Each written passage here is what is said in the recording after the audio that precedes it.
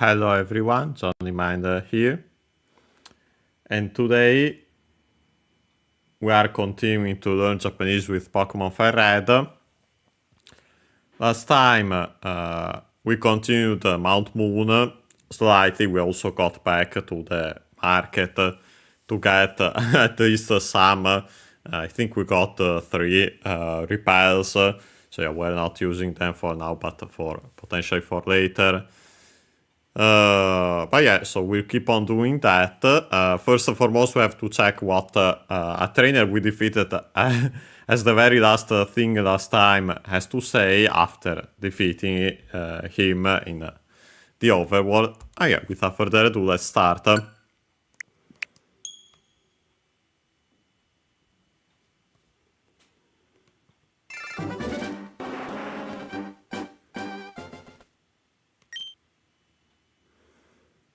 Yeah, moving the Pokemon in the box. Buying some Pokeballs, exiting Mount Moon. Yeah, to go back to the Pokemon Center, and then we got the repels. And yeah, last but not least, we saved here. And yeah, this is the trainer we had to check what he had to say, so let's do it.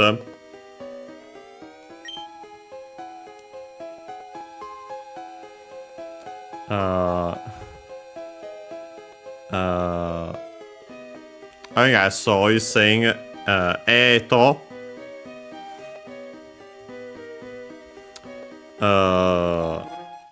Which is a variant. Usually it's Etto with a double consonant. The doubling of the following consonant with a small su. Of course, technically, again, the to, as usual, it's the with, as in the quoting particle in this case. So yeah, with an e.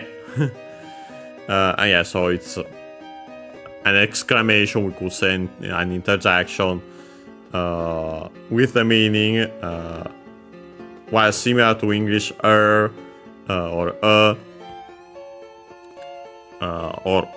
then we could say also, well, let me see. And yeah, this is a variant here with the longer vowel, but yeah. Suspension dots, exclamation mark, but yeah, simply that. Then he says, Doko ka ni tsuyoi Pokemon inai ka? Suspension dots. Na.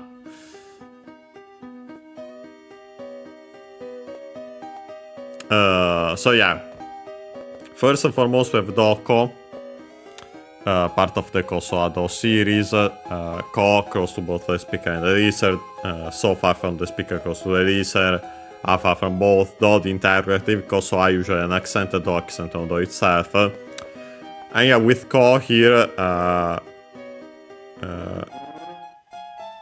which place, yeah, then simply where. But it doesn't stop here, accent, as said, accent on the do. Doesn't stop here in this case, because then we had the ka, which is originally the interrogative particle, but when used with interrogative pronouns like doko, in our case here, we get the corresponding some word, so here somewhere. And yeah, you can see why we use, it makes sense that we use the interrogative particle ka, because some is technically a not specified quantity of something. So yeah, you can, in that sense, it makes sense to that the construction is interrogative pronoun plus ka, the interrogative particle. Then we also have the particle ni here. In this case, as you might have guessed with the word somewhere, in, at, so yeah, the locative, with the verbs of staying, and yeah, we'll see which one is coming here in a second. Then we have tsuyoi, strong,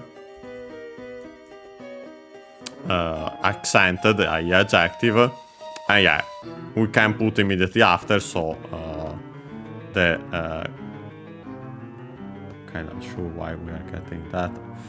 The corresponding noun. Well, sorry. I want the noun modified by the adjective. So yeah, here simply Pokemon. So yeah, strong Pokemon. And then last but not least, we have the verb. Well, first we have the verb inai from iru. To be as in to exist of animate things. And yeah, so people and animals usually. So in the case of Pokemon games, also Pokemon. Iru, verb is a verb, so we can drop the ru. To make, in this case, the real is not a state form. The negative base, we could say nowadays, because yeah, more often than not used to then add the something required to make the negative form of the verb in plain speech. And yeah, in this case, we add nai, the most common one, yeah, an adjective which means non-existent, and yeah, is also used for the negative form of verbs in plain speech, unsurprisingly then. And yeah, then we have ka, technically, the interrogative particle already mentioned, but after it we have suspension dots, na. So I think it's actually the compound particle kana. First, it seems like he's simply asking, aren't there strong Pokemon somewhere? Of course, implied here.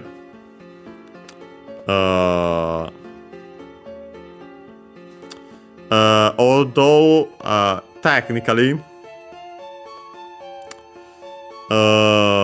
there's also the fact that this structure here, the particles implied would be ga for Pokemon, with a verb of staying.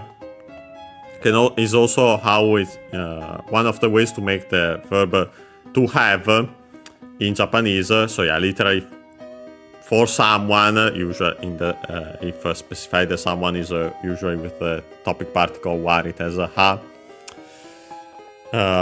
Something with the subject particle ga exists, and so that someone has the something. So yeah, technically in this case could be also in that sense, so about himself. It's not completely clear. I'd say maybe more safer to say that simply wondering if there are Pokemon around, strong Pokemon around here, with also that somewhere, as seen here. But yeah, what's mentioned at the very end is so yeah. First, it seems simply a simple question, but no, it's actually with that night becomes I wonder. So yeah, when someone isn't sure about something, so yeah, he's saying we could say in translating it in English, are there any strong Pokemons somewhere? We could add then to for that na, not sure or something along those lines, because yeah, to keep the effect and also the structure. But yeah, here we have simply a potion, nice. With those we can avoid going always continuously back and forth. Here we have another item, we get it, of course. We have the wild Pokemons, but yeah, I'm not using the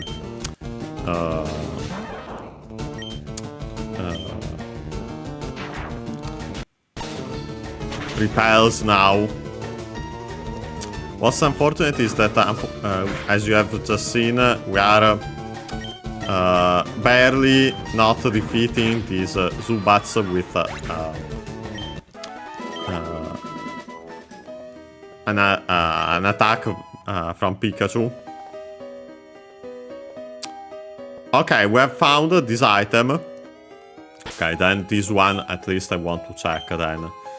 So yeah, we'll open the bag. Since I'm pretty sure this is yeah, this shouldn't be able to you can't buy this usually in shops, so yeah, we'll see it here. But yeah, Fushigi na Ame, and yeah, now that you have you can see the icon, you can immediately tell if you have played any Pokemon games. Yeah, literally we have Fushigi, an adjective. As can be seen also here, there's straight up the na after it. I'm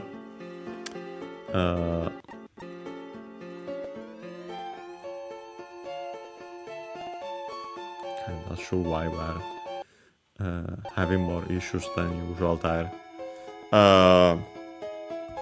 Fushigi, an adjective. Which means, I'd say first and foremost, strange, mysterious. We have seen also its origin, its technical contraction of Fukashigi. That one accented. Should be accented on the Ka, if I recall correctly. We have, funny enough, seen it also in the title of the latest Yoshi game. When we watched the direct, yeah, Fukashigi on the Ka. Cioè elite, something that can't be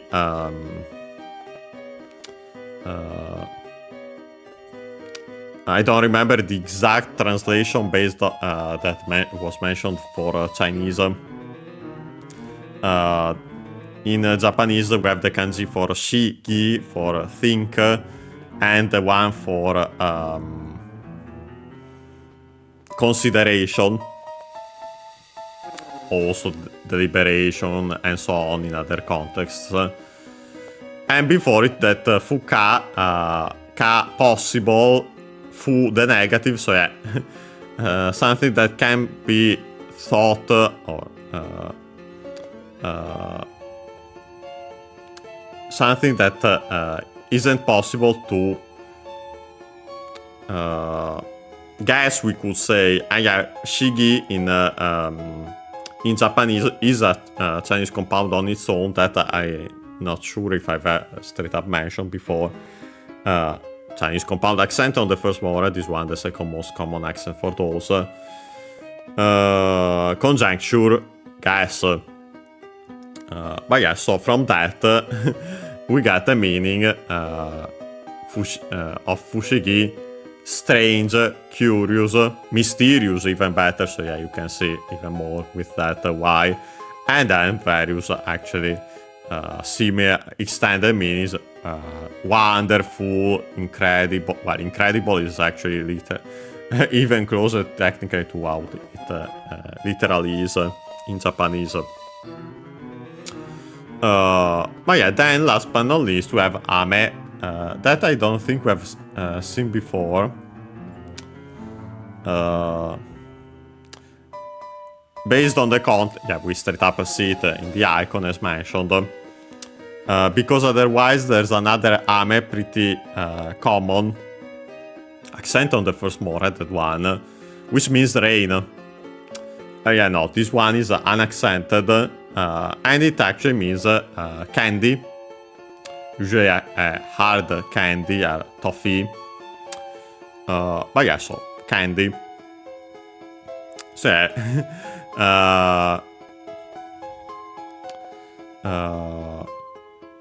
mysterious, or one of the other related meanings, which could actually apply in this case also. Candy.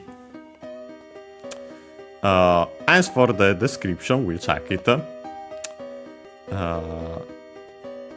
It says Energy no tsumatta ame, first and foremost. Yeah, we have energy, which I'm pretty sure we have seen another, don't think this series, but another one. You might have guessed it's similar to English, even though not exactly. We'll see why in a second. We have already mentioned it. Energy. Because it's actually from German, Energie. Yeah, with that, yeah, Energie, practically identical to in Japanese then. The accent though, yeah, no, the accent then, I think in German should be Energie. I doubt seriously on the ne, because yeah, in Japanese it's an accent on the ne. I suspect it's simply moved the accent just for convenience for Japanese in a more typical spot for that. But yeah, so energy. Then we have the particle no, which in this case actually I think is the usage of no as a replacement of the subject particle ga in relative clauses. And yeah, we'll see that this is a relative clause, so yeah, it would make sense. And also based on the context, we see that yeah, it makes sense that for this to be the subject. Usually the no is the possessive particle of. And yeah, then we have the verb, yeah, the tsumatta.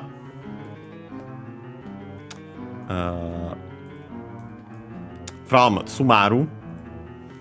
Tsumaru, want to check the accent, but its meaning is be packed with, or be filled with, and so on. Be packed would be the best one, I'd say, technically. Extended meanings, for example, you can see from that why we can also get the meaning to be blocked of a pipe nose, where if it's packed or filled with something, that it gets blocked. Tsumaru, okay, accented. Verb go and verb. So to make that a form, like in this case, we have to follow the rules. It's in rules, so it becomes a double consonant a. Because we changed the u into i to make the conjugative form. Tsumari, to then add the ta, tsumarita, but then the i fell, tsumarta, difficult to pronounce for Japanese, so it became simply the doubling of the following consonant, tsumatta. So yeah, then we could say is in a relative clause, so yeah, packed, filled, whatever the following noun is, and yeah, it's again simply ame. So yeah, here is saying, yeah, implied it is, so yeah, in Japanese then, the copula,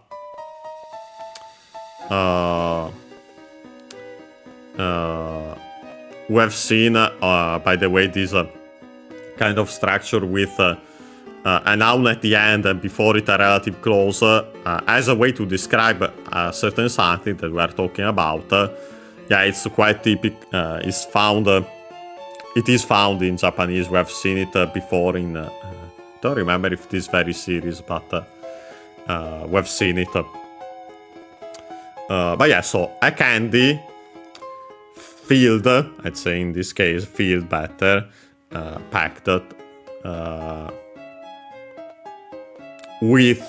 Then in English we have to add that with energy. In Japanese, it's literally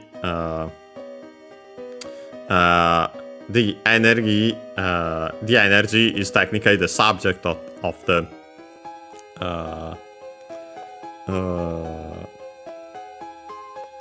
relative clause. Wanted to also mention, incidentally, forgot to do so. There's also the verb tsumeru, which means to stuff into, to pack and so on, to fill, And yeah, it's the transitive form of the verb. Notice the transitive in eru, the intransitive in aru. The intransitive, most certainly, it's a classical form of the passive. And yeah, we literally have it also in translation to be packed, which then simply became in Japanese, nowadays simply considered the intransitive form. But the origin is most certainly that. Then it says, Atairu to Pokemon Ippiki. Technically, not sure why they kept it like that there. No Reberu ga Ichidake Agaru.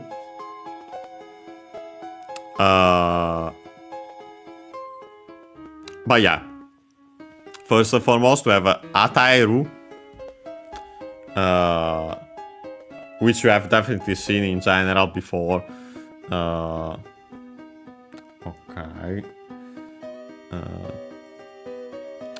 Don't think in this, maybe not in this series, but yeah, in general. It's technically another verb of giving, but this one usually more used on its own to give, especially to someone of lower status. We could say, to keep the distinction with other verbs of giving, to bestow, to grant, to confer, and so on. Yeah, so we have atairu, unaccented.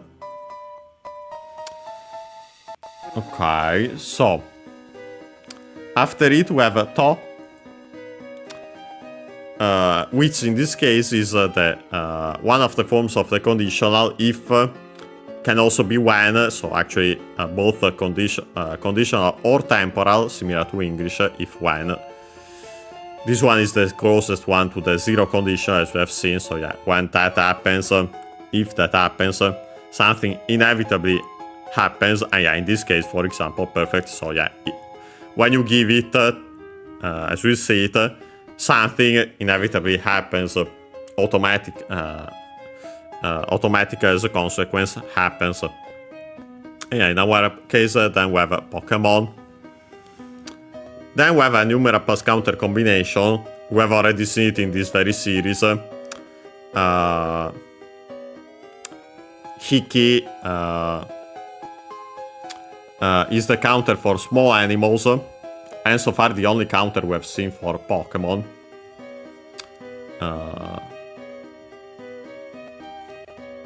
I suspect we'll see if that continues, but I suspect that at this point they don't use the other counters for animals used in Japanese. They use hiki for Pokemon in general, regardless of their sizes or kind. But yeah, in Japanese, more in general, small animals. Counter of Chinese origin, so we use Chinese numerals apart from the usual yon to avoid the reading shi, which is the same as the kanji for death. Nana for 7, which is also used more. Could be still related because the Chinese reading is chi, or simply because of the usage nowadays. We should have seen that the rule was that when, well, apart from an exception, but if you go for the contractions always when possible, then there is no worry, as we have seen. But yeah, in general, when there's a contraction, the accent is on the key of iki.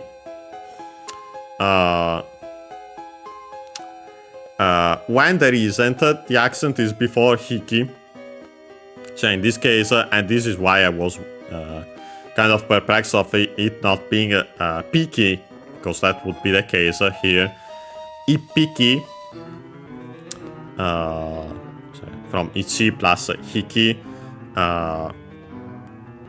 day of the chi, well, actually wasn't present originally in Chinese and so also Japanese.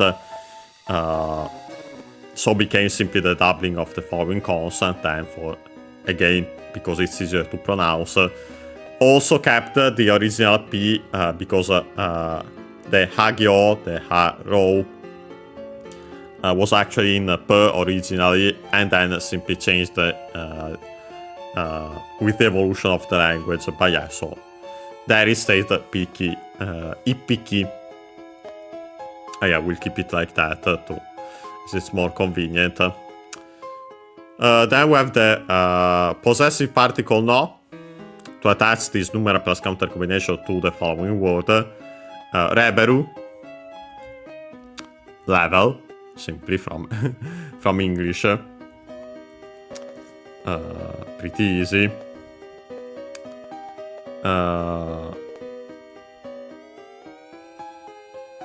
The accent should be the same. We should have seen it before. Yes, it is. But yeah, then we have the subject particle ga. Then we have the number 1, most likely here with the Chinese pronunciation, which is the most common on its own. In this case, not strictly on its own, but we simply attach, as we'll see in a second, a particle. Yeah, so ichi.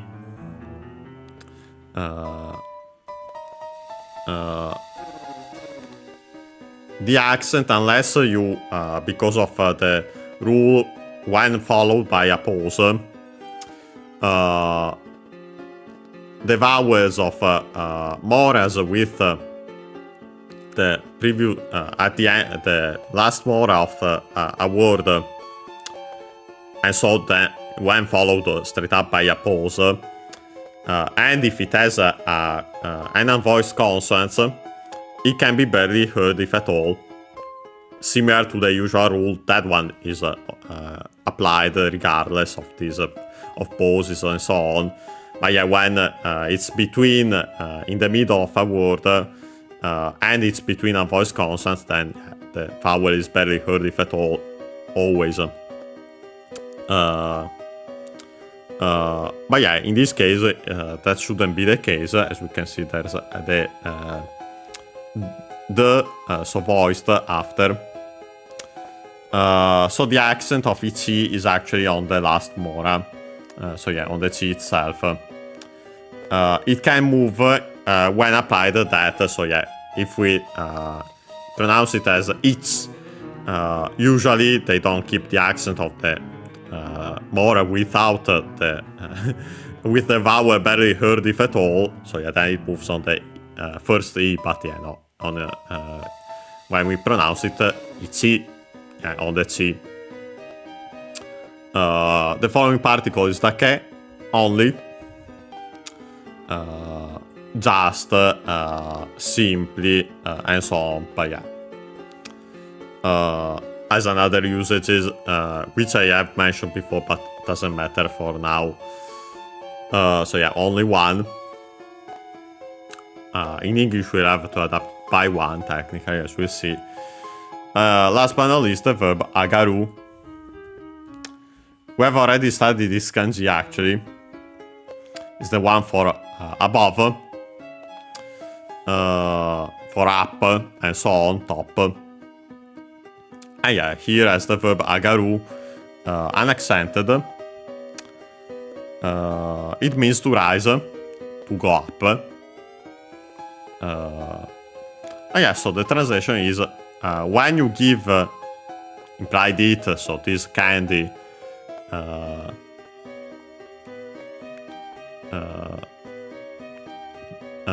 one Pokemon, so the Pokemon you gave, of course, in the sense the Pokemon you gave this candy to, so the level of one Pokemon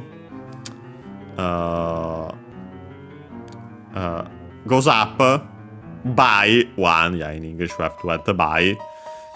So yeah, let's check that. Yeah, wanted to check that since we shouldn't find it in stores. Technically, we have more things that we won't be able to find in stores in the bag, but this one we have just straight up found now. I wanted to check it while we were at it. Yeah, the bigger thing we haven't checked yet are technically the TMs, but honest, I want to make more progress here. Okay, in this case it actually worked, perfect.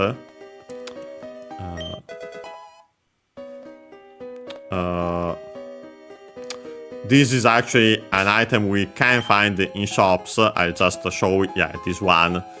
So we'll ignore it for now. Wanted only to show the icon in case you know it. Yeah, it's that one. Oh, good, we have a new Pokemon here. I wanted to make some progress, but yeah, we have trainers. We have a couple of Pokemon still to catch, and yeah, this is one of them. I have the feeling that this... okay, this could work. Yeah, it does work despite... it's the other way around. Yeah, the Paralyze. I was wondering just for a small... just for a second, even though it was already processing that... Yeah, no, that's not the case. Because Paras can actually also paralyze, but luckily it's only there's no issue due to the type in this case. We can go for one, I think. Well, actually, this one does so little because of the type, as mentioned. So honestly, it makes more sense to go for quick attacks. One more, we should be able to... Yeah, perfect. And then, yeah, now it's perfect. We should be able... we definitely can catch it. Let's catch this Paras. Okay. Nice. Oh, yeah, by the way, yeah. We check it now also that we have the... Pokédex. But yeah, Parasu. So yeah, just like in they kept the same name in English because it is from English technically.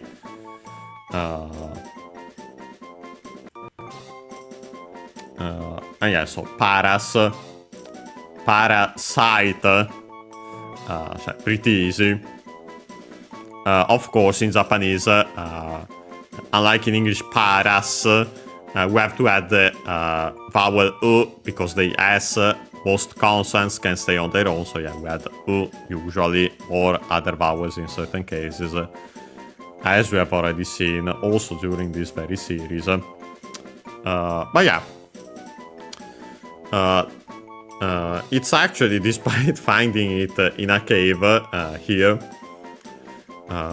and you actually can find can find it in usually found it here. It's technically still part of the forest Pokemon, Morino Pokemon above, as you can see. But yeah, Mori, yeah, forest, as we have already seen, also found in Tobutsu no Mori, the Japanese name of Animal Crossing. Mori unaccented. The category of the Pokemon in the Pokédex is Kinoko Pokemon. We've already seen this term. I'm not sure if also in this series. Of course, we have seen it in most certainly Mario games. Because yeah, Kinoko means mushroom. We have seen straight up a compound, even though nowadays, when written with kanji, usually not. Would use a different kanji, but yeah, the origin is clearly Ki. The accented one would be in this case technically as shown also by the accent of this word Kinoko on the first Mora. 3, we haven't studied the kanji of that. No, the possessive particle, and Ko, literally child. It's the child of the tree, and yeah, you can see how that description applies to mushrooms technically. It's worth mentioning incidentally that there's another term for mushroom Kinoko is the one used on its own, as we have already seen. Usually in compounds, we find also take. You might have heard of some Japanese mushrooms, shiitake, matsutake should be also, and so on. But yeah, take is technically another strictly Japanese word for mushroom. But yeah, no. What you'll find more often than not, yeah, it's because it's the one used on its own, kinoko. Luckily much easier also to remember, but yeah. The stats there. The description says, Mushi no senaka ni haeteru no wa Totsukaso toyu kinoko. And yeah, first and foremost we have mushi, which we have already seen in this very series. It means insect. Also thanks to the trainer class. Also the item we have mentioned before, also in this episode, the repel. Unaccented, mushi. Possessive particle no. Senaka. Technically, it's a compound with two words. Se, which on its own, unaccented, would mean back, as in back. First and foremost, of the body. Another body part unaccented in this case. By extension, also back of a chair and so on. By the way, what's quite important, as we'll see eventually, for a certain expression, by extension, se then can also mean height, statue, better statue technically. But yeah, we'll see it again when it comes up. Naka, yeah, it's the Naka we have already even studied this kanji, so middle, in this case better, other ones inside, within, and so on. So yeah, literally middle of the back, but yeah, nowadays it's actually used senaka more than se on its own as the word for back of the body. So yeah, unaccented, by the way, one of those strictly Japanese compounds. Both are strictly Japanese words. Unaccented. Then we have the particle ni.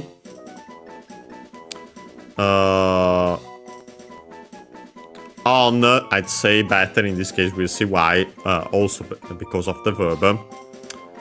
Well, actually, we already have it. The verb is haete iru, technically. So first, haete from haeru.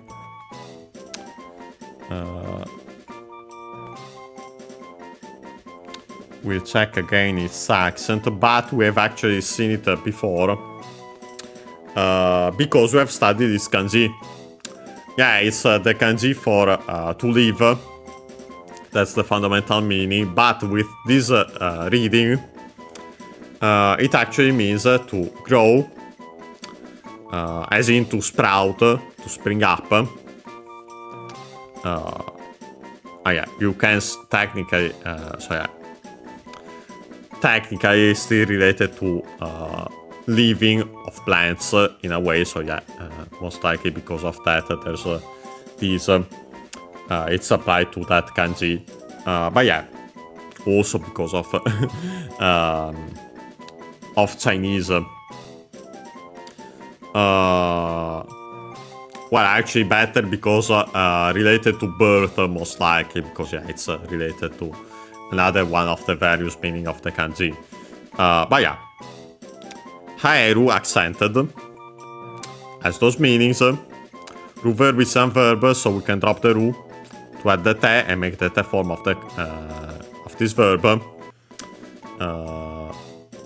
So cioè drop the root, continue the form, and then being a root verb is a verb, we can straight up attach the te.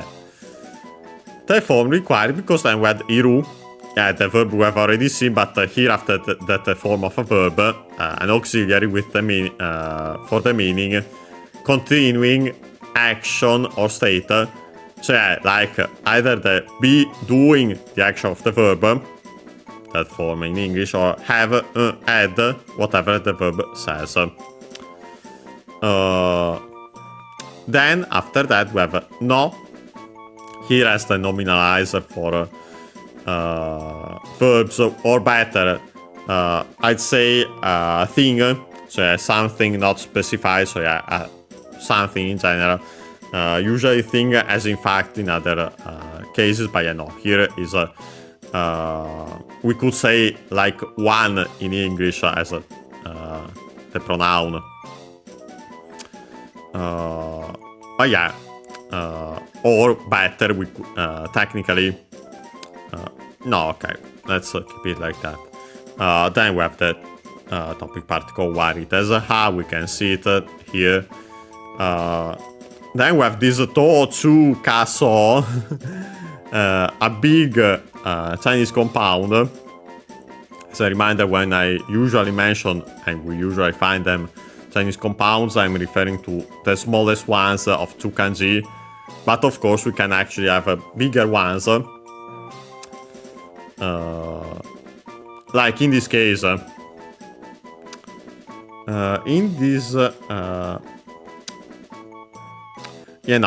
this case specifically, we can't divide it into 2 smaller compounds used on their own. Literally, we have the kanjis for winter, insect. The chu is the insect, the Chinese reading. Mushi is the strictly Japanese one. Ka, summer. So, grass. But yeah, all these, most likely, most certainly there's a reason for this. But yeah, the meaning is actually a caterpillar fungus. For example, the cordyceps. Yeah. Infamous, even also if you have played a certain game. I won't mention which one. If you know, you know. But yeah, so a caterpillar fungus, especially the cordyceps sinensis. And then we have after it. By the way, I didn't mention actually the accent of this. Well, it's still the usual accent for these bigger Chinese compounds, and yeah, as we have seen, it's usually on the second, on the first mora of the second word part of the compound. So in this case, technically would be the ka, even though I can find them on their own. So yeah, to, chu, ka, so. Then we have to. Well, actually, to you is a technical expression. Well, simply to, the quotation particle, you, the verb which means to say. We've even studied this kanji. But yeah, when we have this to you, we can have, like in this case, then a noun. And so actually we have a relative clause technically. So yeah, yeah, the noun here is kinoko again. So yeah, the mushroom said, or better, technically in Japanese, notice that it's in the present form of the verb you, that implied people call, say from say then actually call, the quotation, the quoting particle before it, and then before that the quotation. So yeah, in our case, so the name, so yeah, called Tochu Kaso. So yeah, caterpillar fungus, cordyceps.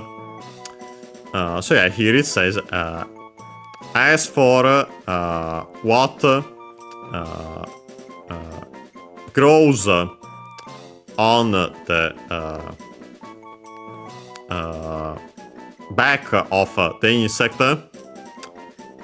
it's the mushroom called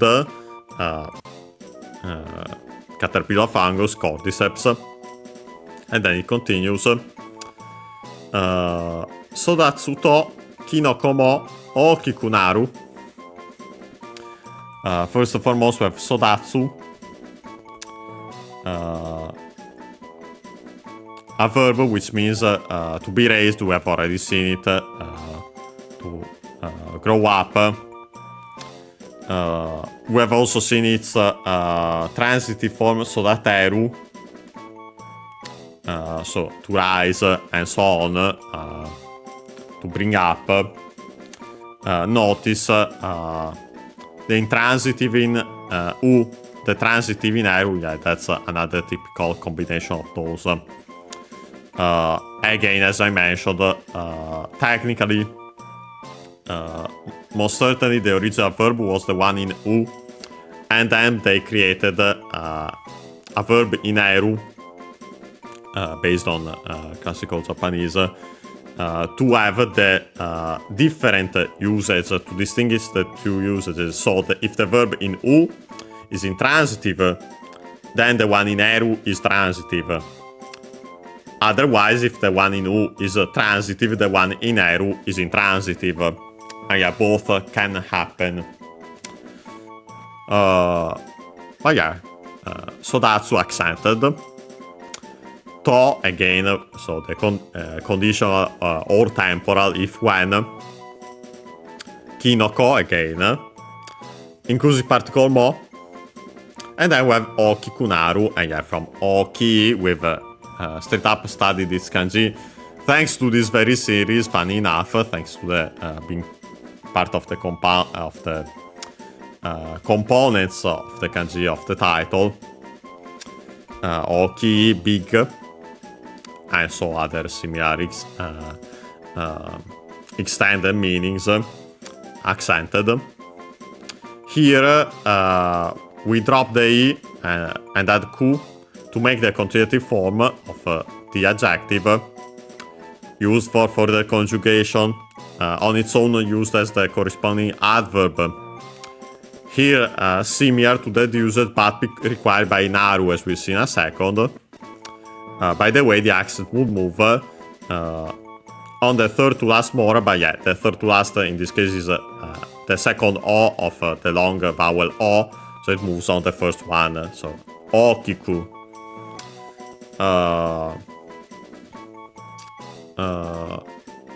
Yeah, required by the naru, verb which means to become. And so yeah, to become with before it e adjectives in the ku form, become whatever that adjective says. So here it's saying, yeah, if, better, when it grows, also the mushroom becomes big, better, bigger in English, but yeah, we can do so actually because adjectives in Japanese don't have to specify the comparative. Actually, we have seen a way to do so, but and can be used technically, but more often than not it isn't. And yeah, like in this case, you can see, tell by the context, become bigger. Or when there is the particle yori, then a comparison, then you can immediately tell that it's in the comparative sense. So yeah, that. So yeah, we have checked this out. We are not giving it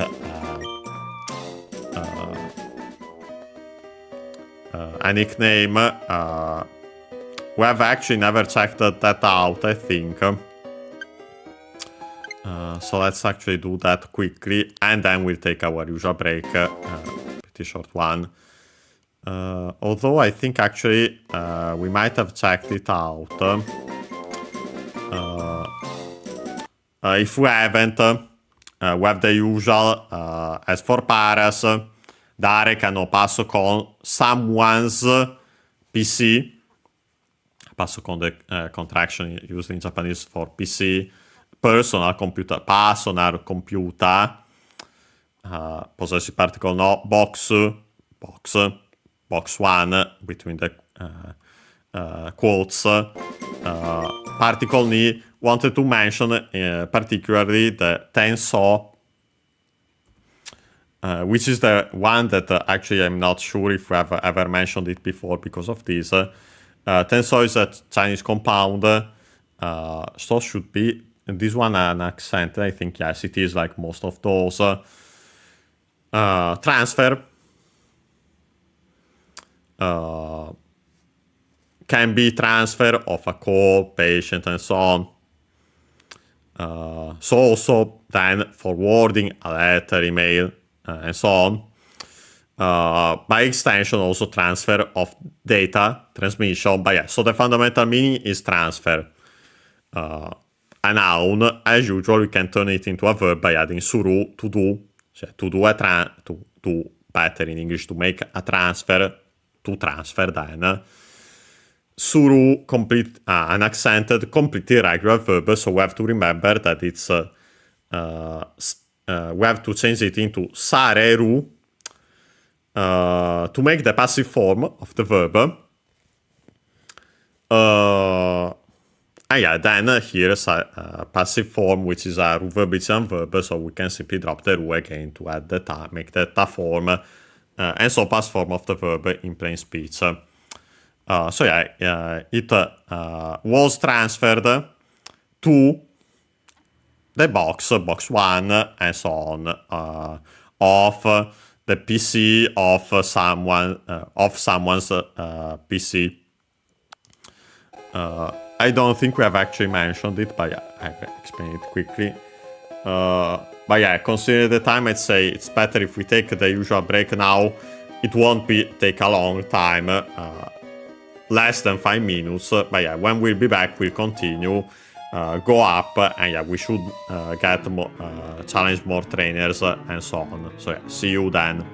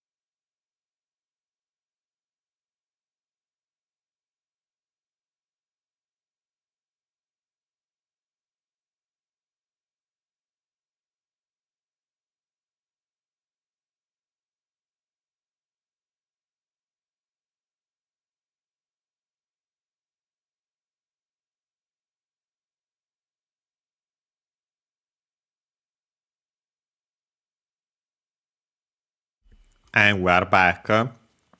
Yeah, so we can continue. Yeah, straight up continue. And yeah, this should be a trainer with...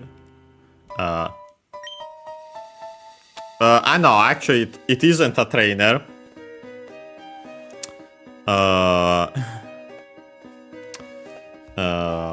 He's an NPC, as you can tell because the music is continuing.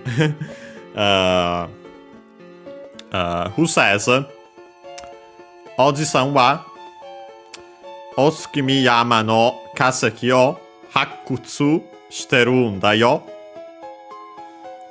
Yeah, first and foremost, we have Oji-san. Again, we see it, the term for uncle, but yeah, also used, as we have seen, for most of these terms. Okay.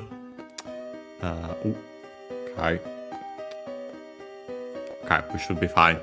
To be specific reminder, notice the son and also the honorific prefix technically.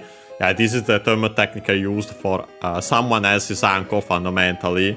It's an honorific or respectful language. By extension, we've seen some of these terms then used in to call someone's, to refer to someone's uncle in a familiar way, to someone's relative in a familiar way. We've seen for Okasan, for example, mother in this very game. But yeah, another usage for these ones, for example, here with uncle, is to refer to, technically is still familiar language, to an old man, not specified. Yeah, here, so we don't have the name, so yeah, simply an old man, mister. So yeah, Oji-san. By the way, unaccented, didn't mention that today. Topic particle wa Otsukimi yama, as we have already seen, the name of this very place, Mount Moon in Japanese. Possessive particle no Kaseki, a term we have seen in this very game thanks to this area and Pewter City related to this fossil. Chinese compound, unaccented actually. The Ka is the kanji for to change, we have already studied. The Seki, we have mentioned it, is the kanji for rock. Object particle O returns one, pronounced such in careful speech and also singing. Hakkutsu, this one I don't think we've seen before. Is a Chinese compound. The ha with the doubling of the following consonant is the kanji we have already studied. With the meanings to, well, departure, more in general, say, emit, also start from. With this other one, this kutsu, which means dig, we get the meaning excavation, digging up, unearthing, and so on. Excavation. Unaccented. The noun, but yeah, we can turn it into a verb again by adding the verb suru, like here. First, then we have to conjugate. Again, suru completely regular. Its continuative form is shi. And then luckily we can simply attach the te to make that a form. After it we have the ru, so simply a contracted form shite iru. So yeah, continuing action or state. Action in this case. Last but not least we have nda. The expression no da, again the no, as mentioned, the one thing as in fact nominalizer for verbs. And also adjectives, as you have seen actually. After it, simply the da is the copula in plain speech. literally it is that, the fact is that, the explanation is that, and so on. Quite a used expression in Japanese, as we have seen. Last but not least, the final sentence particle, yo. This one with the meaning certainty or emphasis. So yeah, personally I translated it, I usually translate it as you know. Oh yeah, so. So he's saying, yeah, as for...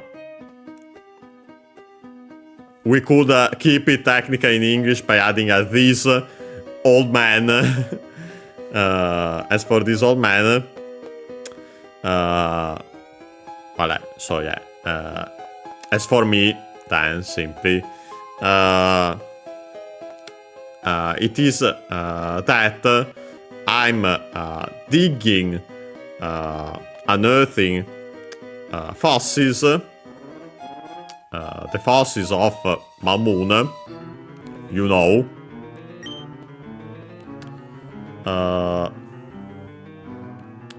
And then he says this, which is actually quite interesting. We'll see also why, when we get that, I don't think we can have access to it yet. At the very least, I haven't got it, but I think it's later anyway. Yeah, no, I actually might have an idea where it is, but yeah.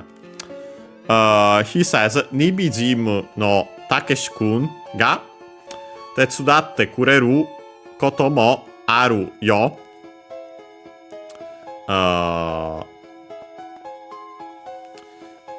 So yeah, first he says Nibijim. Yeah, whoever, it's the... Pewter Gym, yeah, it's the city. Nibi-shiti is the city we have just been. We came from. Possessive particle no. Takeshi kun with the kun suffix here.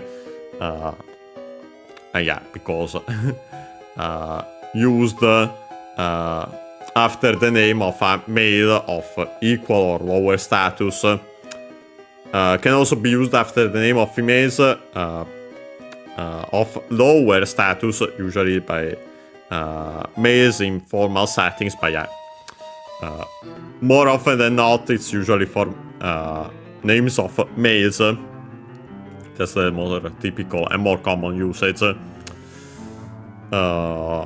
Takeshi, yeah, it's Brock. Subject particle ga. Tetsudatte, kureru technically, but yeah, let's go in order. Tetsudau, technically a compound verb. First we have te, the kanji we have even studied, it's kanji accented, it means a hand. And then this tsudau, on its own, actually you pronounced tsutau. And with when used like that, it has the means to go along, to walk along, to follow. But yeah, no. In this case here, it gets this pronunciation. Weirdly enough that the voicing gets moved, but it is like this. Yeah, with the hand you can guess that it and with also technically kind of the meaning of that verb on its own, or even better, the same kanji for tsutau also has the meanings transmit and so on. But yeah, no, actually might cause more confusion. Yeah, this expression tetsudau means to help. We could say to give a hand. So yeah, you can when you use to give a hand, you can see why we use this compound, this verb in Japanese that with the te accented. Verb and verb, to make that form we have to follow the rules. It's in straight up u as the final mora. So original was actually in pu, And that's why it becomes double consonant te. Yeah, we changed originally the U into I, te suda pi te, the I fell, te sudap te, difficult to pronounce, became simply the doubling of the following consonant. The form of the verb, after it we have kureru, a verb of giving. Kureru is the one used when someone else gives to the speaker or someone close to the speaker. Or, like in this case, after the form of a verb, we get, it's used as an auxiliary with the meaning to do the favor of doing the action of the verb in te. Cioè, literally, yeah, to do the favor of doing that for the speaker or someone close to the speaker. The speaker, in this case, straight up. Then we have koto after it. Koto is a noun, so actually this would be technically a relative clause. Koto, thing as in matter, the other nominalizer for verbs, technically adjectives, accent on the last more. Then we have the inclusive particle mo. And last but not least, aru, the other verb of to be as in to exist, for inanimate things, this one, again. Objects, straight up, concepts, yeah, in this case, the fact, the matter of doing the action of the verb.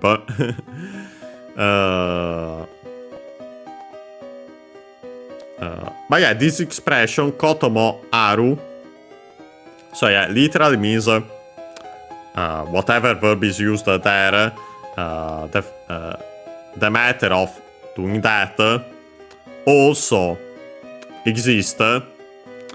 In English, then we could simply, there is also the fact, the matter that, whatever is said before it, in the sense that, yeah, that's a thing that happens, we could say implied from time to time, not necessarily always, but yeah, here this expression simply mentions that, yeah, that's something that happens in that sense, and yeah, you can see why when you translate it literally.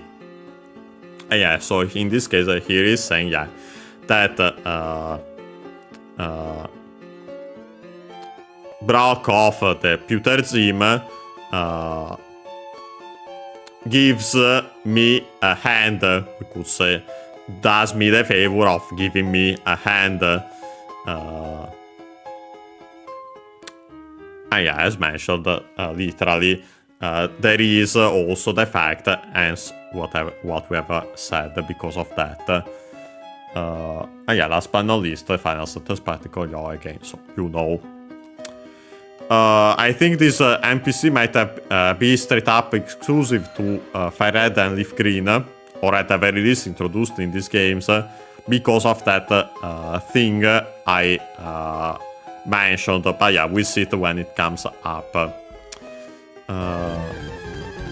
course, then I encounter some wild Pokémons because of course, that's a thing here. Oh boy. Okay, if we don't want to leave, I have to start using some potions here. By the way, when you use an item on this screen, on the Pokemon screen, there's this graphic when you use a potion like we're doing it here. Yeah, literally, name of the item, object particle, or name of the Pokemon, particle ni, so yeah, to, tsukata, from tsukau, to use, ta, verb colon verb, ta form, so double consonant ta, so yeah, you implied, used that item, potion in our case, on that Pokemon, in our case, Pikachu. Ah yeah, so perfect. I don't want to keep By the way, yeah, I went by the way from the bag. I think I could, yeah, I could have, no, not from here actually.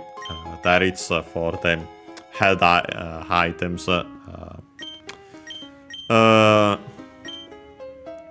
We try switching around, well, in order actually. Evolving Metapod comes first. Also to potentially take out another Pokemon. In that case, we'll go back. If we aren't too into the cave, we can go back to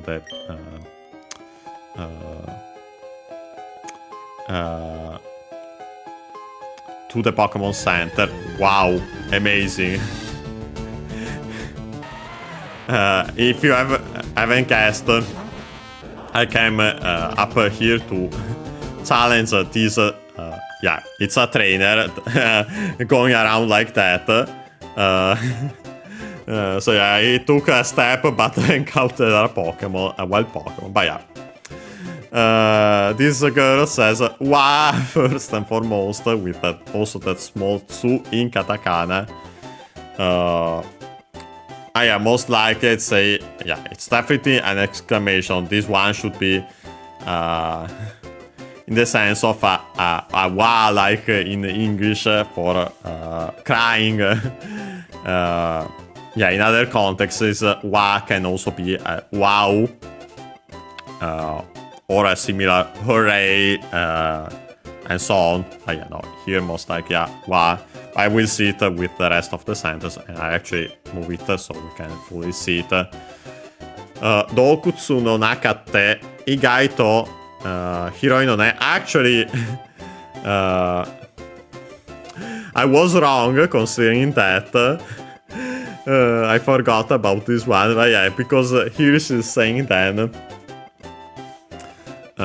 Unlike the other girl that we have seen, a girl at the start that was wondering where her friends went. I guess this is one of her friends. Yeah, no, so now actually this is wow. Because yeah, here she says Dokutsu no nakate igai to hiroi no ne. Also, so first and foremost, we have Dokutsu. We've already seen the term in this very series, thanks to this. Yeah, it's a cave. Chinese compound and accented. Again, also present in the title of Tokutsu Monogatari Cave Story. Possessive particle no. Naka.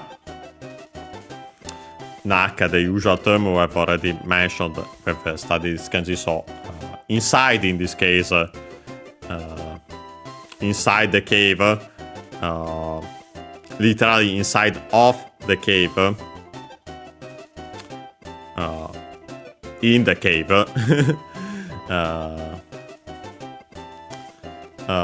Then we have the particle double consonant te, which can simply be the casual quoting particle, so simply replacing to as is, or a contraction also of to you, or to you no wa.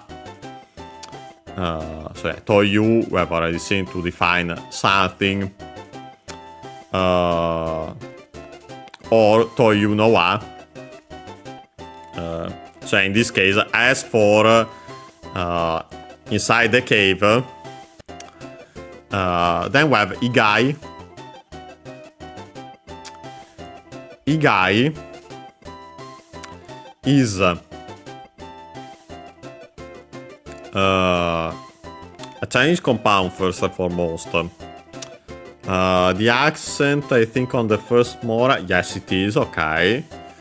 So one of those. We'll see several of these. The first E as is a kanji with the meaning by the means of, and so on. It's usually combined. It can be combined with other kanji, like in this case, to make these compounds. So, for example, here we have gai, which is the kanji for outside. by extension, in this case, it's outside of something, and so an exception. So yeah, in this case we get excluding. Excluding can be used also as a suffix. So yeah, when used after a noun, we will get apart from something. In this case, though,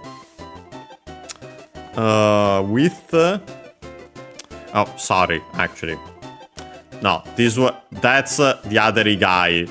Based on the context here and also the top. But better that I mentioned it. And by the way, this is if I had the kanji, I would have immediately excluded it, apart from me being distracted here, because I would have straight up had the kanji, so I had those clarify immediately which one it is. Yeah, no, this one combines the kanji for E, which means idea. Other similar meanings, but the fundamental one is idea, and then again the one outside. So yeah, technically from outside we could say one's implied idea, so unexpected. Then okay, from that, surprising, unanticipated, and so on. And yeah, often you technically an adjective, this one, can be used as an adverb by adding the particle to. And yeah, there are some adverbs that are made with the particle to instead of the usual ni. Yeah, this is one of them.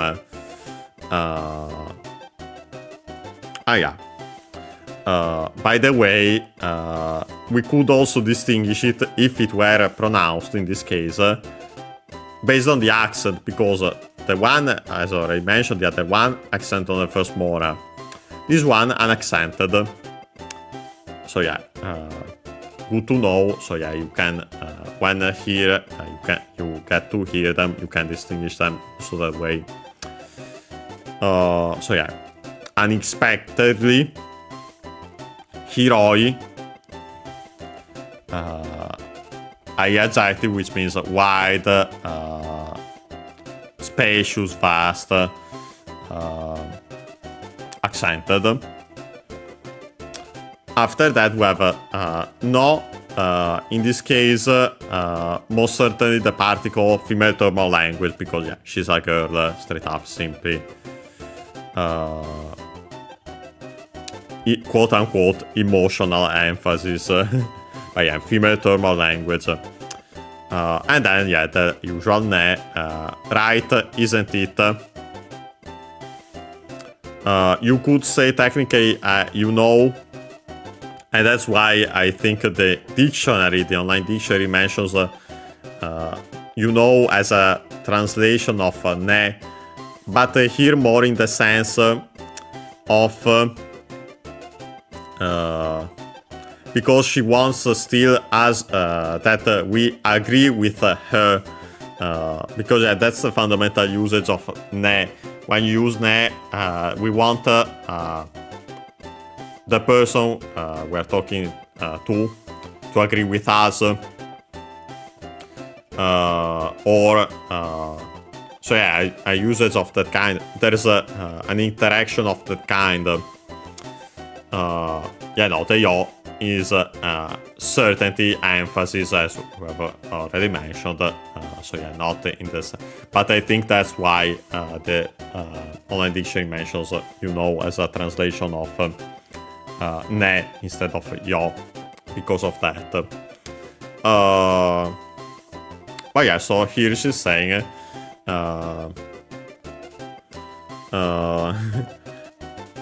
the te again, most certainly. As for inside the cave, it's so, unexpectedly wide, spacious. So yeah, actually she was the wa, as mentioned, was wow. I guess she's straight up simply running around.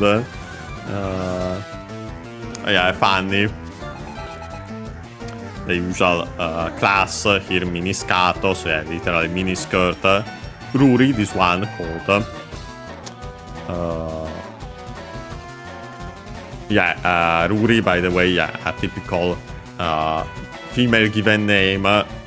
Incidentally, I want to mention that, yeah, it's also straight up a word used as is in Japanese, because it's lapis lazuli. You can see then why also used as a female given name. But yeah, so, wants to fight. Sends audition called Nazo no Kusa. Well, I mentioned it here, but we'll explain it again when we find one. Actually, don't remember if we'll find one, because it's one of the exclusives between FireRed and Leaf Green, and I'm currently forgetting which one I'm getting. I think I might get Oddish, but might have been one of the reasons why I picked FireRed for the exclusives also, because we have more exclusives. Also considering the game, the Pokemon we have seen, excluding the Pokemon we have already seen in Pokemon Snap, because of all the Biosprout line, yeah, we have seen most of them there. And that's the counterpart to Oddish in this game. But yeah, Nazo, unaccented, means riddle, puzzle, and so on. We have actually seen it in other series. Riddle, puzzle, mystery. Noun, we have then the possessive particle no, and then Xa. Notice the U of the U barely heard, of the Q barely heard, if at all, because it's between a voice consonants. So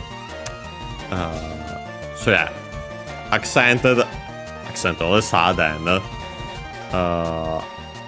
Xa, we have seen grass, so yeah, literally grass of mystery.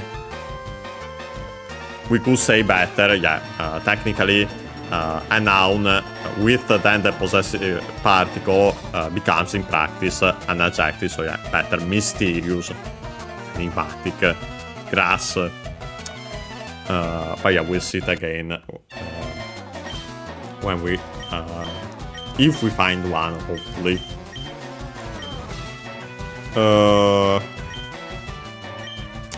It wouldn't be the worst keeping Metapod, but at the same time, it's not the best. Let's send PG. Okay, we have a new attack here. I will check it out. The fact we might have seen elsewhere, I'm not sure though. The name of the attack is Amai Kaori. Amai means sweet. First and foremost, sweet as in the taste, but then by extension also sweet of a smell, and so on. Unaccented Amai. And then we have Kaori. That we might have seen before. Comes from a verb, kaoru, which means to smell. Well, the verb to be fragrant, so technically to smell sweet already on its own. Unaccented, kaoru. One verb, so we can change the U into E to make the continuative form, and so the corresponding noun, kaori, unaccented still, so luckily following the rule, means aroma, fragrance, scent, smell, usually nice. A good one. But yeah. Again, here, yeah, literally, so sweet aroma, smell, and so on. Fragrance. I don't remember straight up the English name. I think it might be straight up simply sweet scent. But yes, for its effect, it's this one. We have the usual structure, name of the Pokemon, possessive particle, name of the statistic, subject particle ga, Sagata, from Sagaru to go down, another kanji we have already studied, ta form, so past form, so yeah. That Pokemon's stat went down. The stat, that one I'm not completely sure we have seen before. Is Kaihi Ritsu.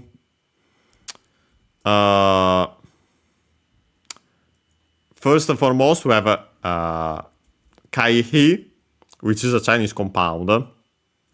This one, of course, based on the context, is the one for evasion. Accent on the first mora, this one, so Kaihi. Unlike the other, for example, another common word technically for with this pronunciation, Kaihi, but an accent, so you can distinguish between the two also based on that in standard Japanese, means membership fee, that one. Yeah, no, this one accented on the first mora as the second most common accent for this. But yeah, after that we had Ritsu. Ritsu, as we've seen, percentage. So yeah, in our case here, rate technically. Let me find. I could technically take out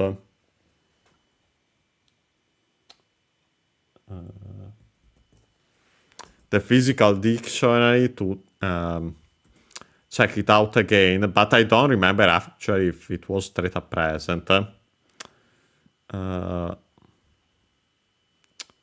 Okay, no, let me actually get that.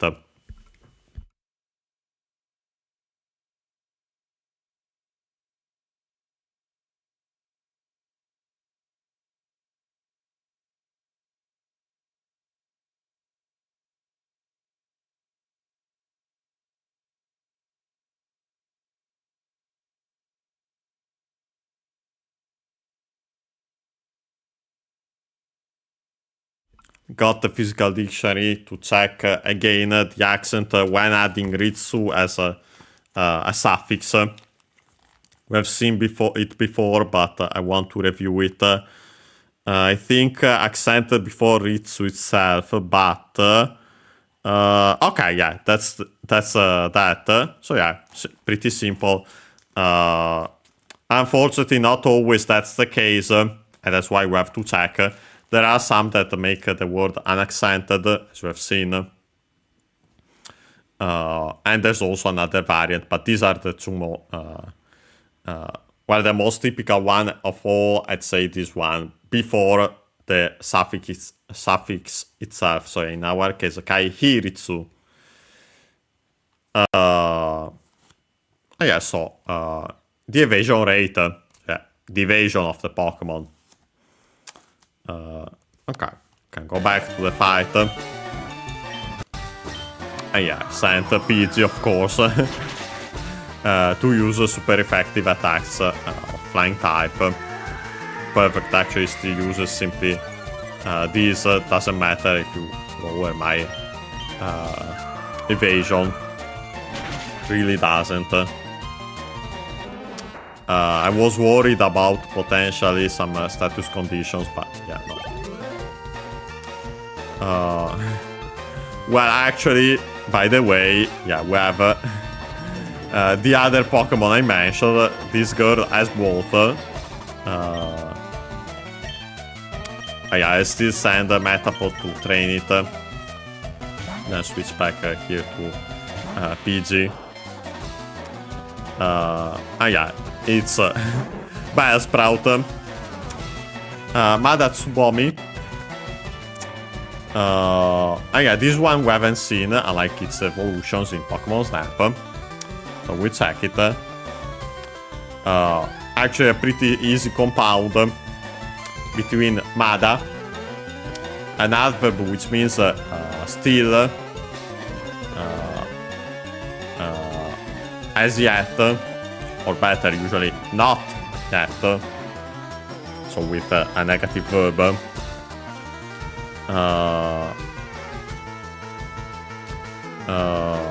Accent on the first mora.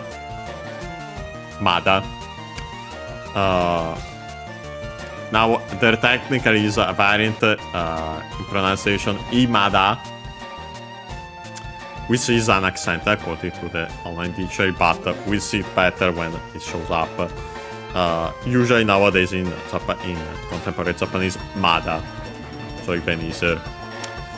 And then we have Tsubomi.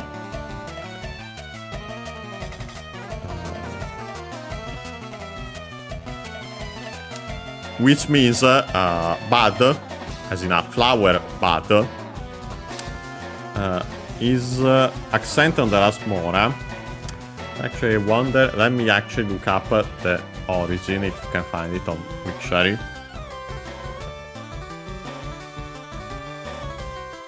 Okay.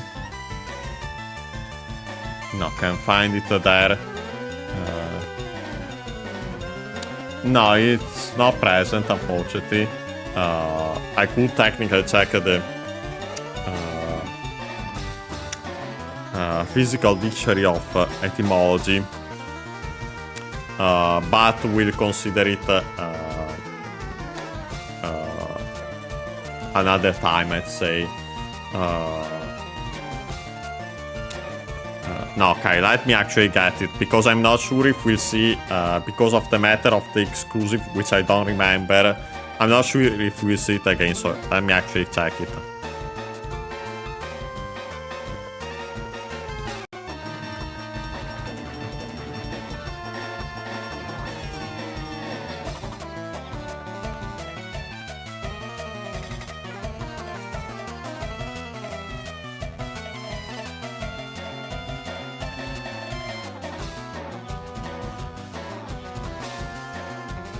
Okay, got the physical dictionary for etymology.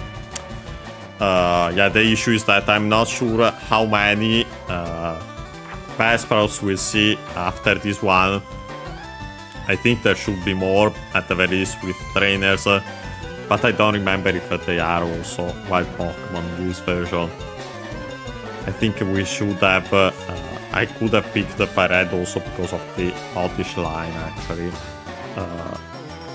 I could be wrong. And I actually got the wrong dictionary, so let me 1 second.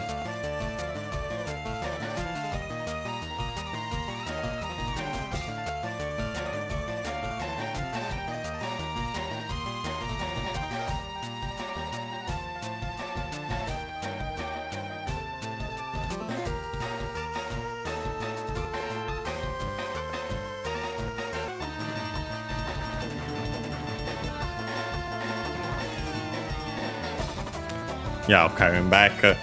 Look, being in a hurry, I didn't look properly, and so I got the other dictionary I had next to it, another big dictionary, but that one was a kanji dictionary. Pretty useful for the origin of kanji, but yeah, no, it's not what matters for us now. So let me look up Tsubomi. Seen like this, could be simply a compound between two strictly Japanese words. Could also be with the E at the end and also accent on the smora from a verb, even though as far as I know, there shouldn't be a verb like that. Most likely from words of strictly Japanese origin. Okay, tsubo came at it.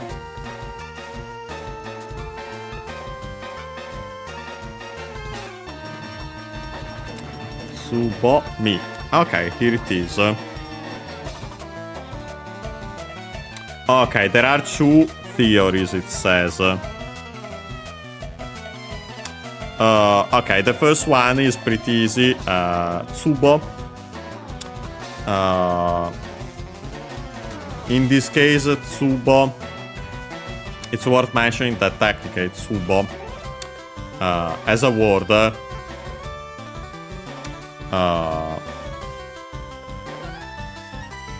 well, this one should be the other one. There's a Tsubo, unaccented, from which means pot, jar, base, bus, however you pronounce it yourself. The other one, Tsubo, is a traditional unit. Could be of land area, also cubic in other contexts, and so on. But yeah, here in the meaning mentioned here, could be related still to jar, vase, vase. Simply means round, marui, with the other kanji, not the one we studied, so actually more spherical. Plus mi, but it shows the kanji for me. Me is nowadays in contemporary Japanese accent on the accented. Another word for sprout, shoot, bud. Yeah. So yeah, you can see why then. So yeah, simply with the meaning, so around, better in the sense of spherical, bud. Yeah, the second theory actually is from a verb, tsubomu. As I was saying,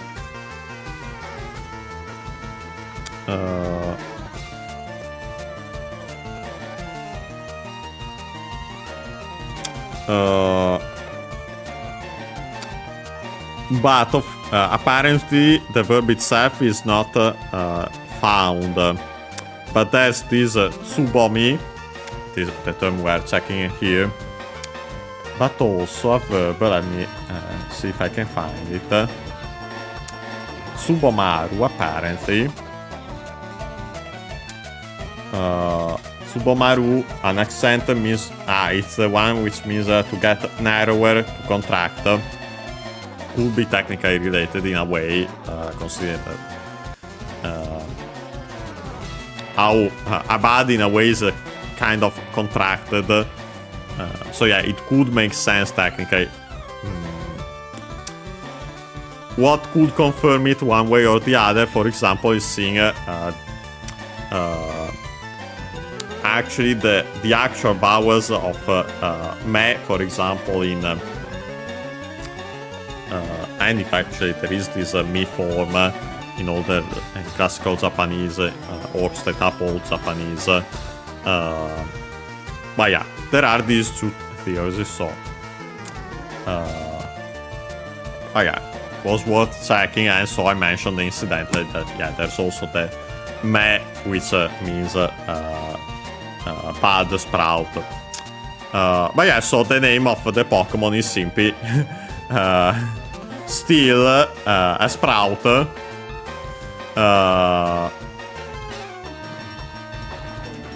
And yeah, so that, and yeah, then in English actually, then they changed the first part to change it to the bell because of the shape, but yeah, and kept the sprout. But yeah, let's switch Pokemon.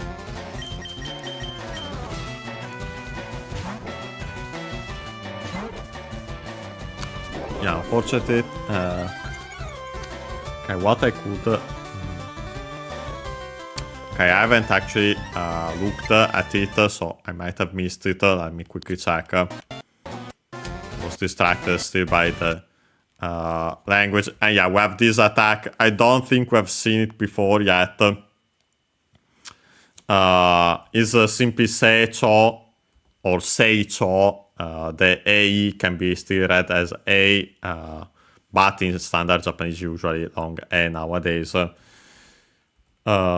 Chinese compound. I do feel like we've seen it somewhere, though. Not sure if this series, and so we've already mentioned it. But yeah, Chinese compound, unaccented, like most of those, means growth, development, so also growing up and so on. Yeah, so growth. I'm pretty sure it's straight up called like that also in English, this attack. Attack, this move, this technique.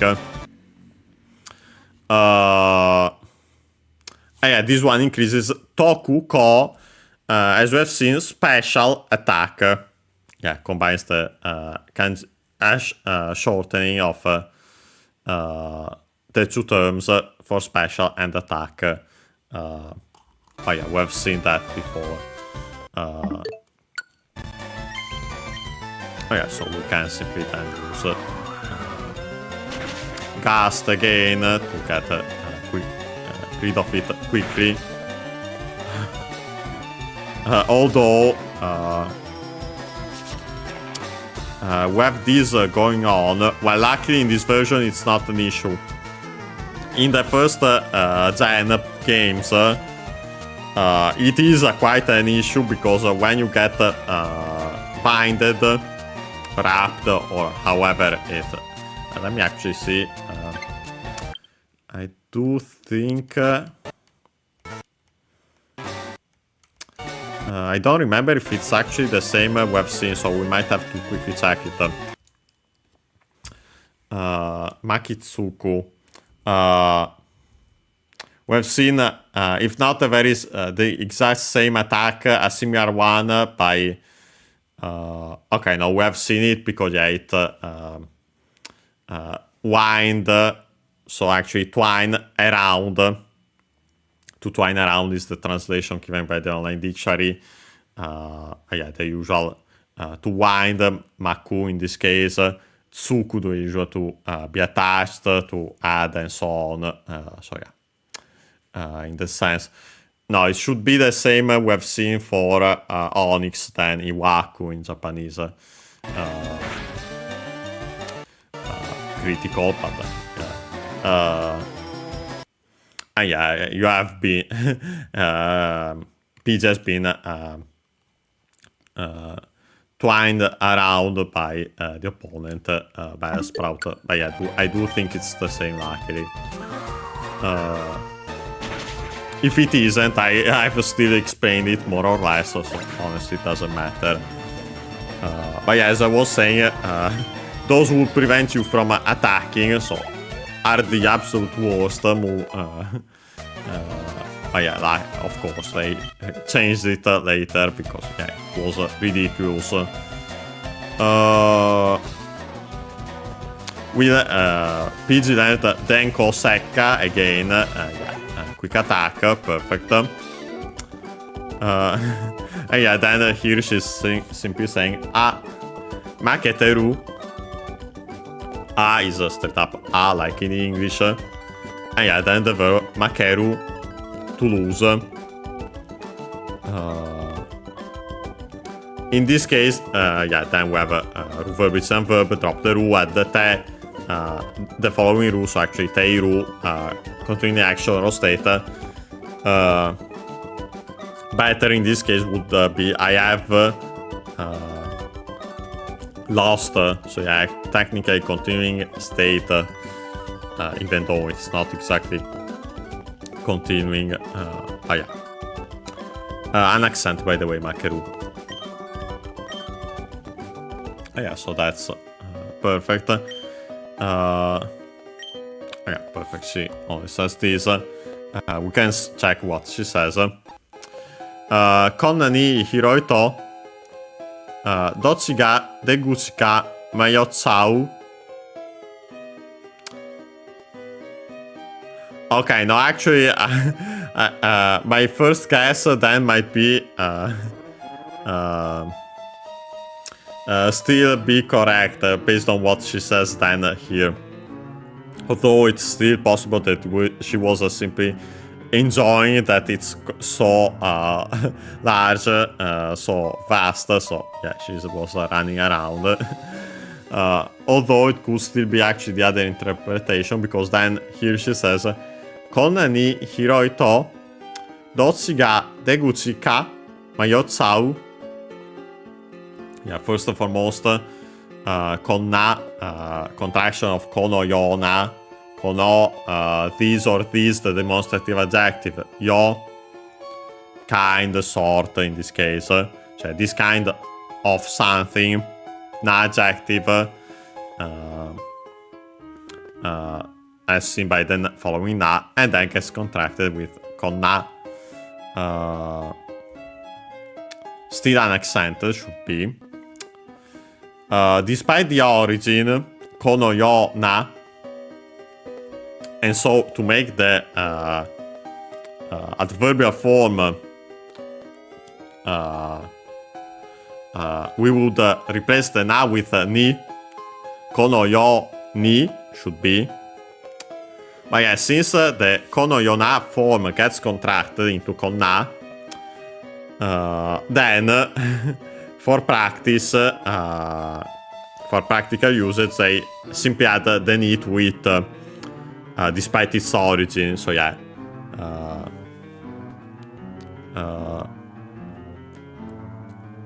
So yeah, then we get technically the corresponding adverb. So yeah, from this kind of, this match, yeah, then we have hiroi again. To, again, if when. Dochi, a contraction of dochira. Dochira is which one? Between two options. More literally would technically be dochira, which direction, strictly speaking. And so we have also kochira, sochira, achira, this way, this direction, that way, that direction, and so on. Yeah, dochira, so yeah, which way, which direction. Yeah, you saw also which one between two alternatives.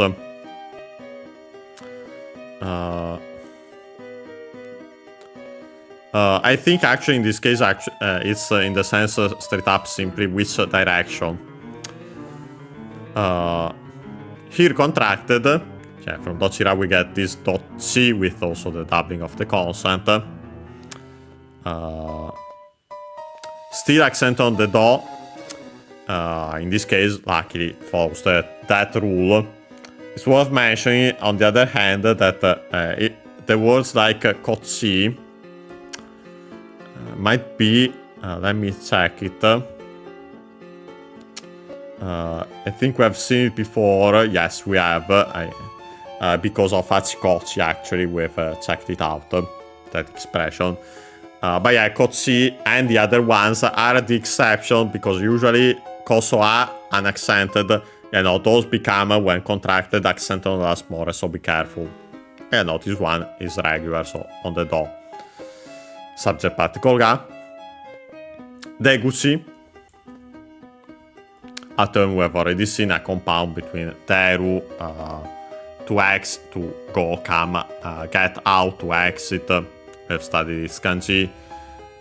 We drop the ru to make the conjugative form, and so to attach it as the first part of the compound. The other one, kuchi, becomes voiced because it's the second word part of a compound of strictly Japanese origin.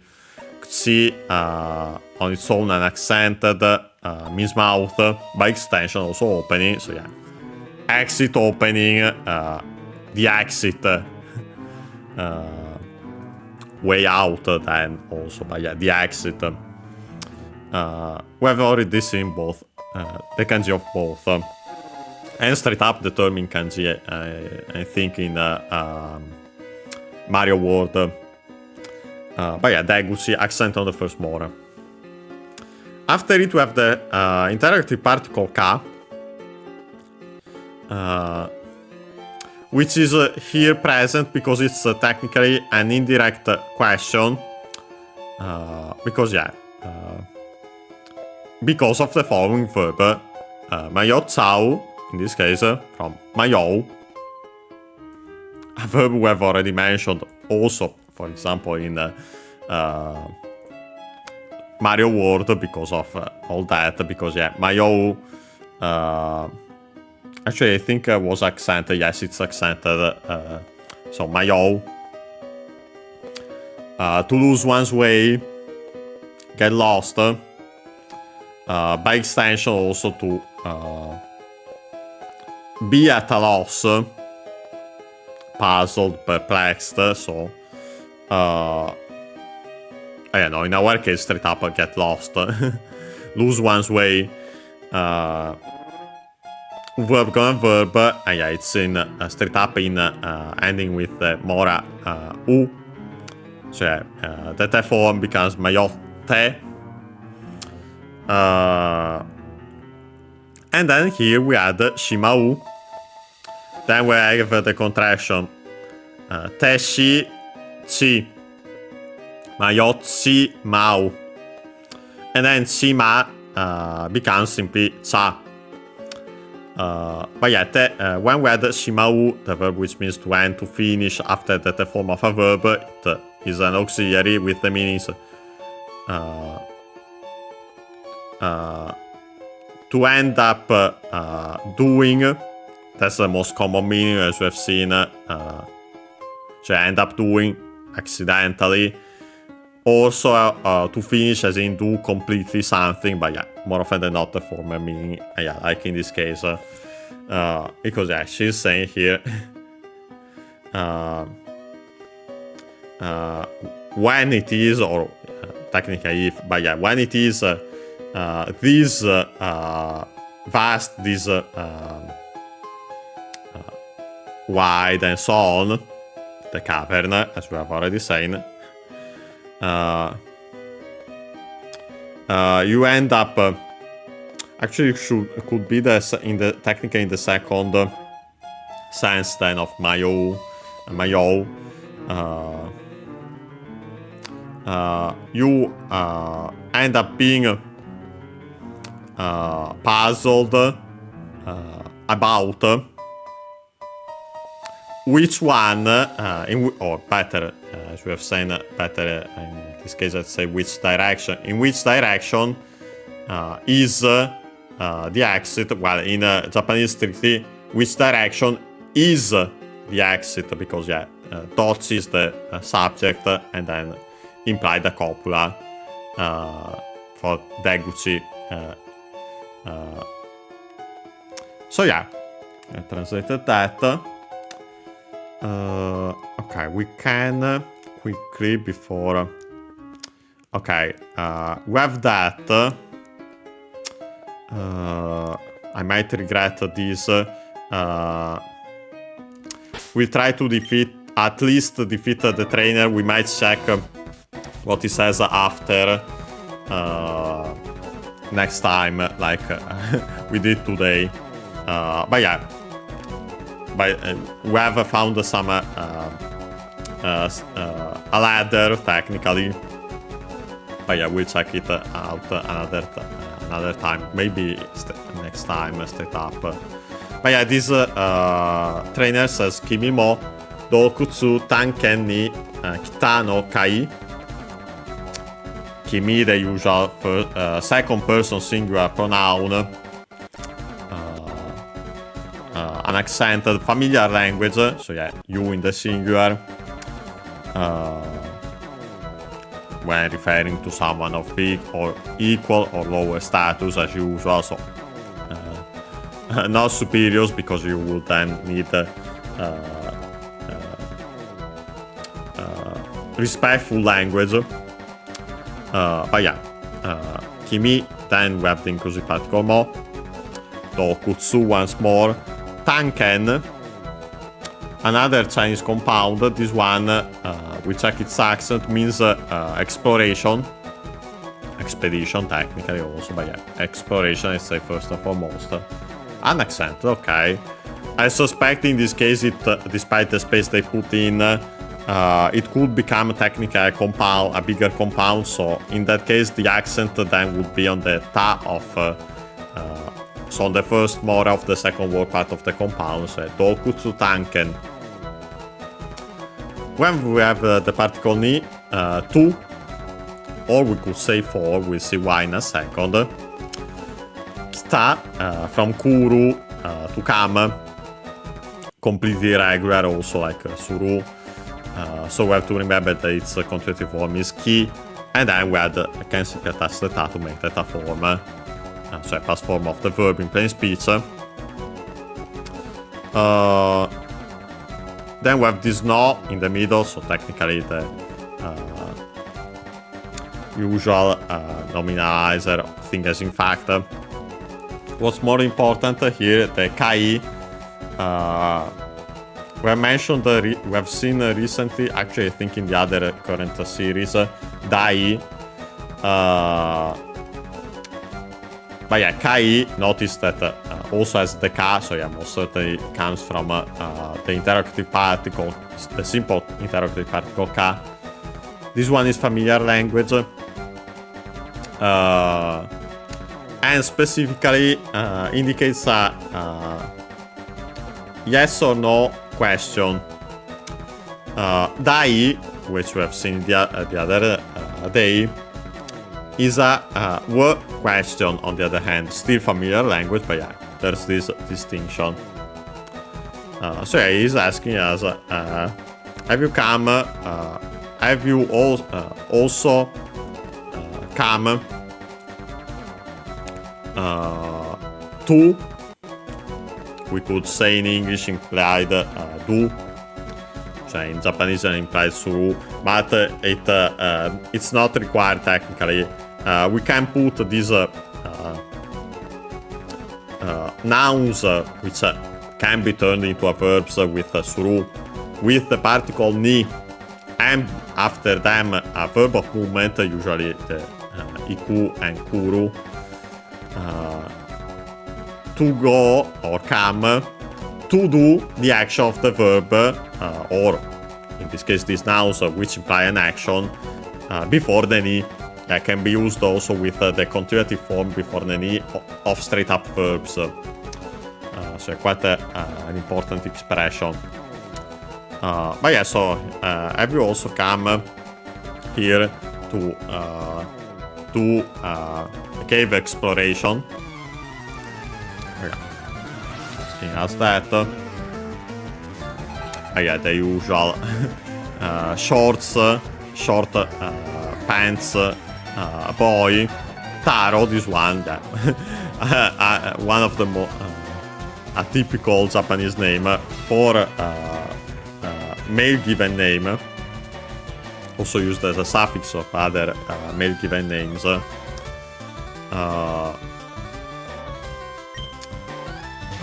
Okay, first and foremost, Ratata. We simply send Mankey.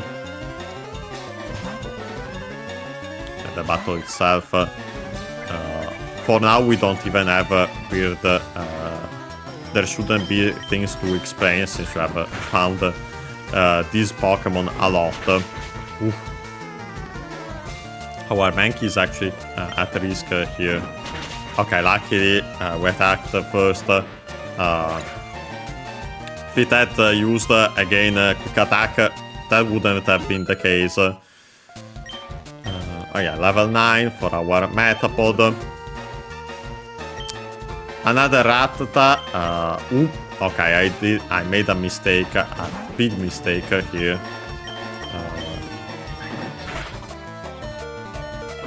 Okay, we'll actually switch around Mankey the other way around then. in a sense, maybe it was actually for the best. Okay, Metapod should be able to defeat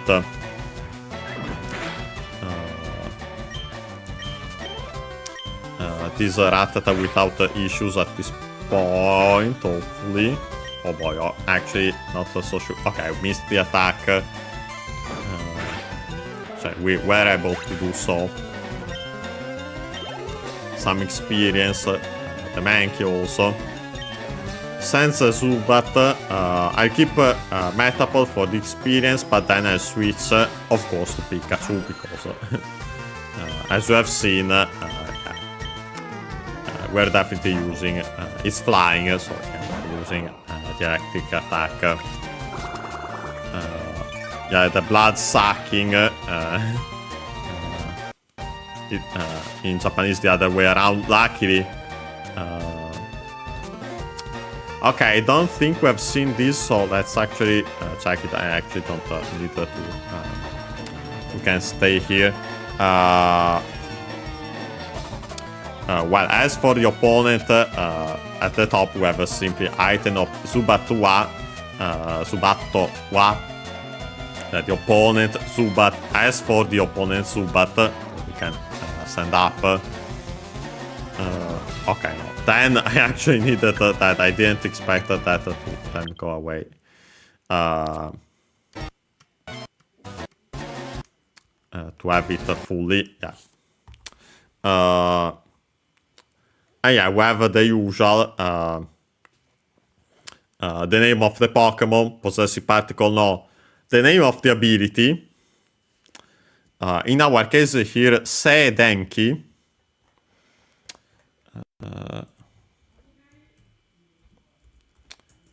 So let's check that out. And yeah, yeah, you might. I don't remember if it's straight up called. I think it's maybe called static, and that's it in English. But yeah, Denki is the term for static electricity. Denki, we have already seen it thanks to this very series. Accent on the first Mora, one of those Chinese compounds, electricity. The kanji for se before it means is the one that means quiet.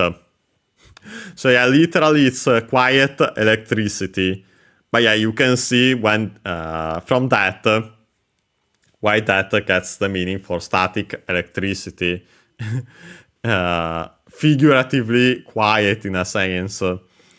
The accent, luckily, when adding that as a prefix, we keep the accent of Denki, or at the very least it's still the accent on the day of Denki. Could be also, I'm not sure, we would need to apply such a suffix, such a prefix this time, to an unaccented word and see how it behaves. I don't remember. But yeah, in this case, so on the desk still. So yeah, Denki, static electricity. And then simply the usual description, if not it's the same, we have seen it anyway in general. Yeah, it got, well then we have the particle there, so with that ability, got paralyzed, and it has become more difficult for the but the techniques, the moves come out more difficult. It's more difficult for them to come out literally. So yeah, I think we have seen that before, or at least similar, so we can avoid explaining that fully. The Nikui that I can mention, yeah, Nikui, the adjective used after the conjugative form of verbs to say difficult to do the action of the verb. But yeah, and we simply use a Denki Shock. Yeah, with another one will be perfect. Will be golden here. Yeah, defeated the Zubat. Some experience. Yeah, one. And yeah, this kid says suspension thoughts. Makeru Nante Kakko Warui. Yeah, again Makeru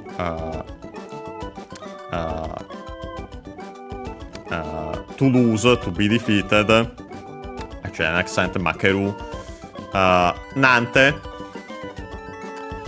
from Nani, interrogative pronoun, which means what. Because of the additional te, then the ni gets contracted into simply n. And we got this Nante,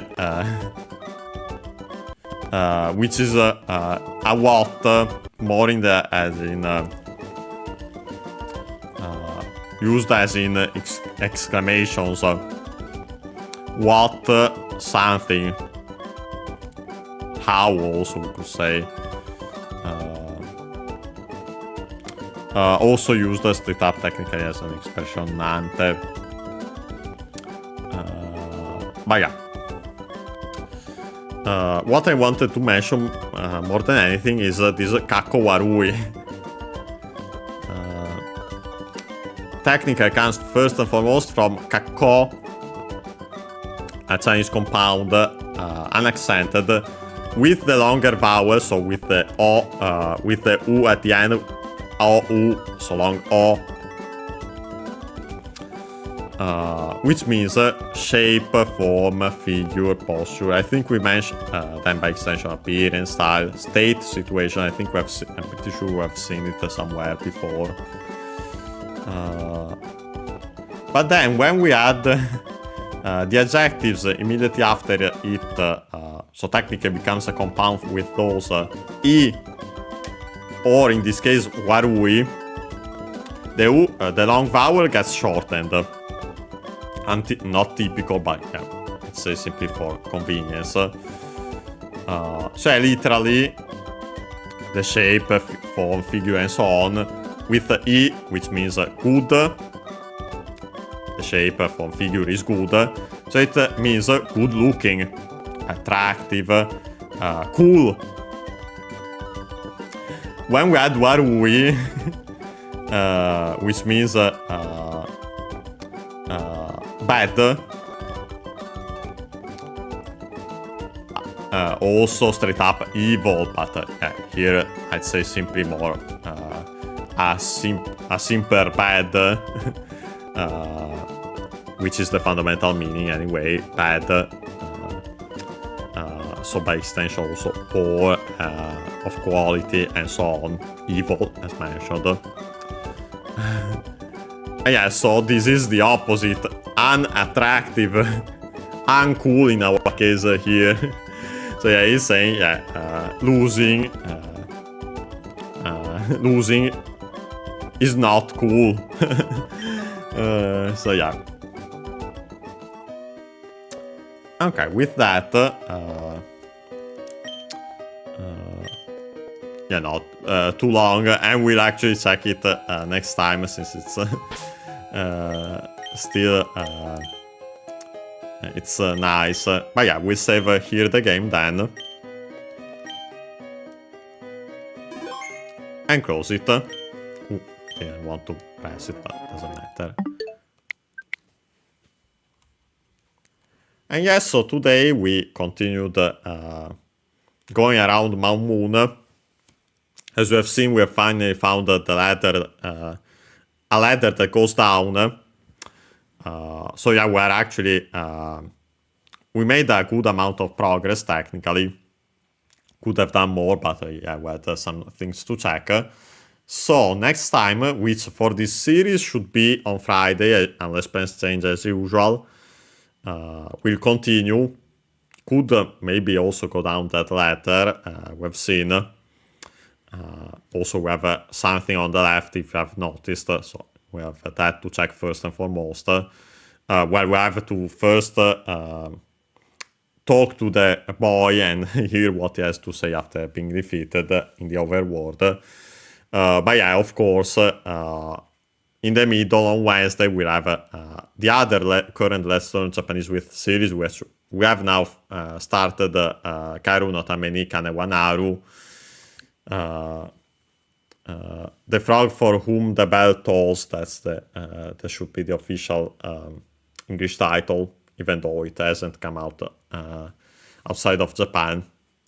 But yeah, so our plans are usual. So yeah, no changes for now. And yeah, see you next time.